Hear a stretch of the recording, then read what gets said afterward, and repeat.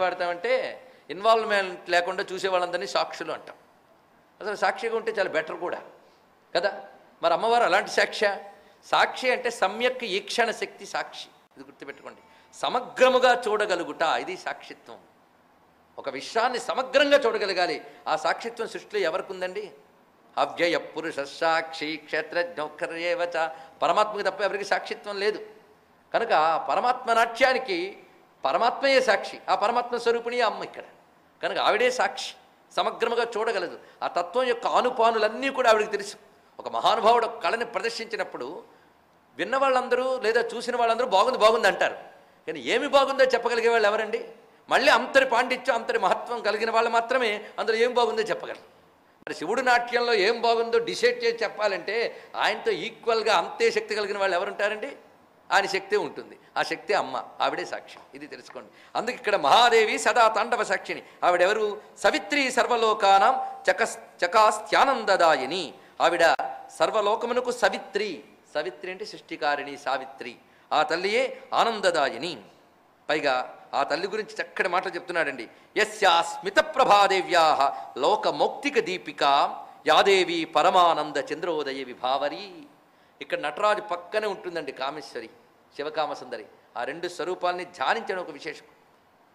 ఆవిడ చిరునవ్వు కాంతి ఎలాంటిది అంటే లోకమౌక్తిక దీపిక. సమస్త లోకానికి ముత్యపు దీపం అంటది. ముత్యపు దీపం అని ఎందుకు చెప్పారంటే చల్లగా హాయిగా ఉండే దీపం అది అని చెప్పడం. ఆ సాత్విక లక్షణం. అందుకు ముత్యం జలతత్వం కలిగింది కనుక ఆ ఆహ్లాదకరమైనటువంటి దీపం, చల్లని దీపం అండి. ఆ తల్లి యొక్క నవ్వు చల్లని దీపం, పైగా ముత్యంలా మెరిసిపోతుంది. కనుక అటువంటి ఆ నవ్వు లోకానికి ఆనంద చంద్రోదయం కలిగించేటువంటిది అన్నారు. ఇక్కడ పరమానంద చంద్రోదయం కలిగించేటువంటిది ఆ దేవి. లభ్యతే సకలా సంపత్తస్య కారుణ్య వీక్షణాత్. ఆ తల్లి యొక్క కరుణా కటాక్ష వీక్షణాల వల్లనే అందరికీ సంపదలు లభిస్తాయి. ఆవిడ శివపూర్వపద నామ్నా భవానీ కామసుందరి. శివపూర్వపద కామసుందరి అంటే శివనామం మొదట కలిగిన కామసుందరి అన్నారు. అంటే శివకామసుందరి. ఆవిడెవరు? భవానీ కామసుందరి. సాక్షాత్తు గౌరీదేవి గనక భవానీ. చిదంబరాభిధానస్య క్షేత్రవర్యస్య వైభవం మహాభాగో మహేశోపి భగవాన్ వేత్తివానవ.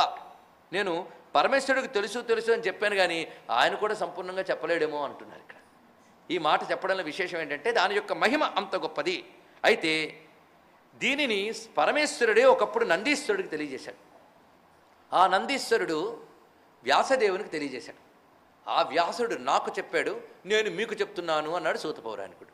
అంటే ఇది ఎంత పరంపరగా వచ్చిందో చూడండి. కనుక కైలాసే ప్రణిపత్య శంభుమయాశ్లిష్టంచ నందీపురా ప్రాక్షి దేవతవ ప్రియాని కథయస్థానాని లోకేషు మే.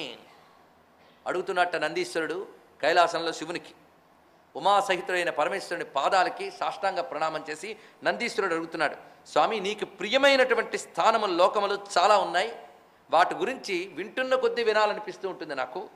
వాటిలో చిదంబరస్య చరితం శుశ్రూషురస్మి ప్రభో. చిదంబర చరిత్రని వినాలని శుశ్రూష నాకు కలిగిందన్నాడు. శుశ్రూష అంటే శ్రోతుం ఇచ్ఛా శుశ్రూష, వినాలనే తపన అది కలిగింది.